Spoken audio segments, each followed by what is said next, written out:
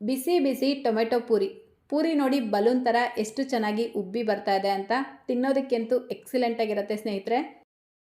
ನೀವು ಯಾವತ್ತೂ tomato ಪೂರಿನ taste ಮಾಡಿಲ್ಲ ಅಂದರೆ ಈ ವಿಡಿಯೋ ನೋಡಿದ್ಮೇಲೆ ಒಂದು ಸಲ ಆದರೂ ಮಾಡಿಬಿಟ್ಟು ಟೇಸ್ಟ್ ಮಾಡಿ, ತುಂಬಾ ಚೆನ್ನಾಗಿರುತ್ತೆ. ಸೊ ಬನ್ನಿ ಹಾಗಿದ್ರೆ ಸಿಂಪಲ್ ಆ್ಯಂಡ್ ಟೇಸ್ಟಿಯಾಗಿರುವಂಥ ಟೊಮೆಟೊ ಪೂರಿ ಮಾಡೋದು ಯಾವ ರೀತಿ ಅಂತ ನೋಡೋಣ.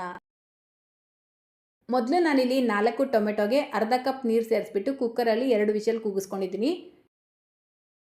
ಟೊಮೆಟೊನ ಈ ರೀತಿ ಬೇಯಿಸ್ಬಿಟ್ಟು ಸ್ವಲ್ಪ ತಣ್ಣಗಾದ್ಮೇಲೆ ಇದರ ಮೇಲ್ಗಡೆ ಇರುವಂಥ ಸಿಪ್ಪೆನ ತೆಕ್ಕೊಳ್ಳಿ.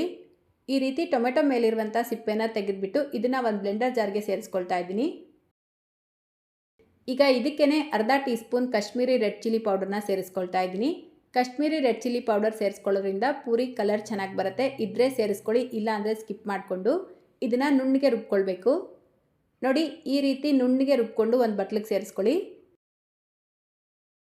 ಇದಕ್ಕೇ ಈಗ ಅರ್ಧ ಟೀ ಸ್ಪೂನ್ ಬಿಳಿ ಎಳ್ಳು, ಅರ್ಧ ಟೀ ಸ್ಪೂನ್ ಕಲೋಂಜಿ ಬೀಜ, 1/4 ಟೀ ಸ್ಪೂನ್ ಇಂಗು ಪೌಡರ್, ರುಚಿಗೆ ತಕ್ಕಷ್ಟು ಉಪ್ಪು, ಅರ್ಧ ಟೀ ಸ್ಪೂನ್ ಜೀರಿಗೆ ಪುಡಿನ ಸೇರಿಸ್ಕೊಂಡು ಇದೆಲ್ಲವನ್ನು ಒಂದು ಸಲ ಚೆನ್ನಾಗಿ ಮಿಕ್ಸ್ ಮಾಡ್ಕೊಳ್ಳಿ. ನೋಡಿ, ಈ ರೀತಿ ಮಿಕ್ಸ್ ಮಾಡಿಕೊಂಡು ಈಗ ಇದಕ್ಕೆ ಅರ್ಧ ಕಪ್ ಚಿರೋಟಿ ರವೆನ ಸೇರಿಸ್ಕೊಳ್ತಾ ಇದ್ದೀನಿ. ಅಂದರೆ ಫೈನ್ ರವೆ ಇರುತ್ತಲ್ವ, ಅದನ್ನು ಸೇರಿಸ್ಕೊಂಡು ಇದರ ಜೊತೆಗೇ 1.5 ಕಪ್ಪಷ್ಟು ಗೋಧಿ ಹಿಟ್ಟನ್ನ ಸೇರಿಸ್ಬಿಟ್ಟು ಮಿಕ್ಸ್ ಮಾಡ್ಕೊಳ್ಬೇಕು. ಈ ಟೊಮೆಟೊ ಪೇಸ್ಟ್ ಜೊತೆಗೇ ಇದನ್ನು ಮಿಕ್ಸ್ ಮಾಡ್ಕೊಳ್ಬೇಕು. ಎಕ್ಸ್ಟ್ರಾ ನೀರು ಸೇರಿಸ್ಕೊಳ್ಬಾರ್ದು. ತುಂಬ ತೆಳುವಾಯಿತು ಅಂತ ಅನಿಸಿದ್ರೆ ಇನ್ನೂ ಒಂಚೂರು ಗೋಧಿ ಹಿಟ್ಟನ್ನ ಸೇರಿಸ್ಬಿಟ್ಟು ಮಿಕ್ಸ್ ಮಾಡ್ಕೊಳ್ಬೇಕು. ನಾರ್ಮಲ್ ಪೂರಿ ಹಿಟ್ಟಿನ ಅದಕ್ಕೆ ಕಲಿಸ್ಕೊಳ್ಳಿ.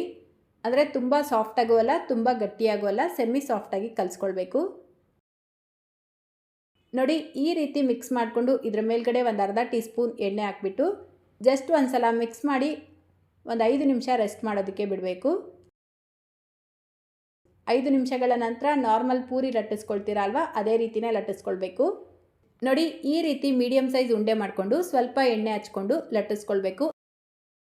ನಾನಿದನ್ನು ಲಟ್ಟಿಸ್ಕೊಳ್ಳೋದಕ್ಕೆ ಎಣ್ಣೆ ಉಪಯೋಗಿಸ್ಕೊಳ್ತಾ ಇದ್ದೀನಿ, ಗೋಧಿ ಹಿಟ್ಟನ್ನ ಉಪಯೋಗಿಸ್ತಾ ಇಲ್ಲ. ನೀವು ಬೇಕಿದ್ರೆ ಗೋಧಿ ಹಿಟ್ಟನ್ನ ಉಪಯೋಗಿಸ್ಕೊಂಡು ಲಟ್ಟಿಸ್ಕೊಳ್ಬೋದು. ಗೋಧಿ ಹಿಟ್ಟು ಉಪಯೋಗಿಸಿ ಮಾಡ್ಕೊಳ್ಳೋದ್ರಿಂದ ನೀವು ಇದನ್ನು ಎಣ್ಣೆಯಲ್ಲಿ ಫ್ರೈ ಮಾಡಬೇಕಾದ್ರೆ ಎಣ್ಣೆ ಕಲರೆಲ್ಲ ಚೇಂಜ್ ಆಗುತ್ತೆ. ಸೊ ಎಣ್ಣೆ ಉಪಯೋಗಿಸ್ಕೊಂಡೇ ಲಟ್ಟಿಸ್ಕೊಳ್ಳಿ, ಈಸಿ ಆಗುತ್ತೆ. ನೋಡಿ, ಈ ರೀತಿ ಇದನ್ನು ಲಟ್ಟಿಸ್ಕೊಳ್ಬೇಕು. ತೀರಾ ದಪ್ಪನೂ ಇರಬಾರ್ದು, ತೀರಾ ತೆಳುವಾಗೂ ಇರಬಾರ್ದು. ನಿಮಗೆ ಇದು ರೌಂಡಾಗಿ ಬರ್ತಾ ಇಲ್ಲ ಅಂದರೆ ಯಾವ ಶೇಪಲ್ಲಿ ಬೇಕಾದರೂ ಮಾಡ್ಬೋದು. ನೀವು ಹೇಗೆ ಮಾಡಿದ್ರೂ ಪೂರಿ ಚೆನ್ನಾಗಿ ಉಬ್ಬಿ ಬರುತ್ತೆ. ಹಂಗೂ ನಿಮಗೆ ರೌಂಡ್ ಶೇಪಲ್ಲೇ ಬೇಕು ಅನ್ನೋದಾದರೆ ಒಂದು ಟಿಫನ್ ಕ್ಯಾರಿಯರಿಂದ ಕಟ್ ಮಾಡ್ಕೊಳ್ಳಿ, ಚೆನ್ನಾಗಿ ಬರುತ್ತೆ. ಈಗ ಮೀಡಿಯಮ್ ಆಗಿ ಬಿಸಿಯಾಗಿರುವಂಥ ಎಣ್ಣೆಗೆ ಹಾಕ್ಬಿಟ್ಟು ಮೀಡಿಯಮ್ ಫ್ಲೇಮಲ್ಲೇ ಫ್ರೈ ಮಾಡ್ಕೊಳ್ಳಿ. ಪೂರಿ ಹಾಕಿದ ತಕ್ಷಣ ಅದರ ಮೇಲ್ಗಡೆ ಈ ರೀತಿ ಎಣ್ಣೆ ಹಾಕಬೇಕು, ಆವಾಗಲೇ ಅದು ಚೆನ್ನಾಗಿ ಉಬ್ಬಿ ಬರುತ್ತೆ. ನೋಡಿ, ನಾವು ಮಾಡ್ತಾ ಇರುವಂಥ ಪೂರಿ ಒಂದೊಂದು ಎಷ್ಟು ಚೆನ್ನಾಗಿ ಉಬ್ಬಿ ಬರ್ತಾ ಇದೆ ಅಂತ. ಸೊ ಉಳಿದಿರುವಂಥ ಎಲ್ಲ ಪೂರಿಗಳನ್ನೂ ಇದೇ ರೀತಿಯೇ ಮಾಡಿಕೊಂಡ್ರೆ ಆಯಿತು. ಅಷ್ಟೇ, ಈಗ ಸಖತ್ ಸಿಂಪಲ್ ಆ್ಯಂಡ್ ಟೇಸ್ಟಿಯಾಗಿರುವಂಥ ಬಿಸಿ ಬಿಸಿ ಟೊಮೆಟೊ ಪೂರಿ ರೆಡಿಯಾಗಿದೆ. ಇದರ ಜೊತೆಗೆ ನಾನು ಆಲೂ ಗ್ರೇವಿನ ಮಾಡ್ಕೊಂಡಿದ್ದೆ. ಎರಡಕ್ಕೂ ಕಾಂಬಿನೇಷನ್ ಸಖತ್ತಾಗಿತ್ತು. ಈ ಆಲೂ ಗ್ರೇವಿ ಯಾವ ರೀತಿ ಮಾಡೋದು ಅಂತ ಈಗಾಗಲೇ ನಾನು ವಿಡಿಯೋ ಶೇರ್ ಮಾಡಿದ್ದೀನಿ. ಆ ವಿಡಿಯೋ ಲಿಂಕ್ ಡಿಸ್ಕ್ರಿಪ್ಷನ್ ಬಾಕ್ಸಲ್ಲಿ ಕೊಟ್ಟಿರ್ತೀನಿ, ಬೇಕಿದ್ದರೆ ನೀವು ಚೆಕ್ ಮಾಡ್ಕೊಳ್ಬೋದು. ಸೊ ಇವತ್ತಿನ ರೆಸಿಪಿ ಇಷ್ಟ ಆಗಿದ್ರೆ ಲೈಕ್, ಶೇರ್, ಕಮೆಂಟ್ ಮಾಡೋದನ್ನು ಮರಿಬೇಡಿ. ನಮ್ಮ ಚಾನಲ್ನ ಹೊಸದಾಗಿ ನೋಡ್ತಾ ಇದ್ದರೆ ಸಬ್ಸ್ಕ್ರೈಬ್ ಮಾಡ್ಕೊಳ್ಳಿ. ಫೇಸ್ಬುಕ್ಕಲ್ಲಿ ನೋಡ್ತಾ ಇದ್ದರೆ ಫಾಲೋ ಮಾಡೋದನ್ನು ಮರಿಬೇಡಿ ಅಂತ ಹೇಳ್ತಾ ಇದೇ ರೀತಿ ಮತ್ತೊಂದು ರೆಸಿಪಿಯೊಂದಿಗೆ ಸಿಗೋಣ. Thank you.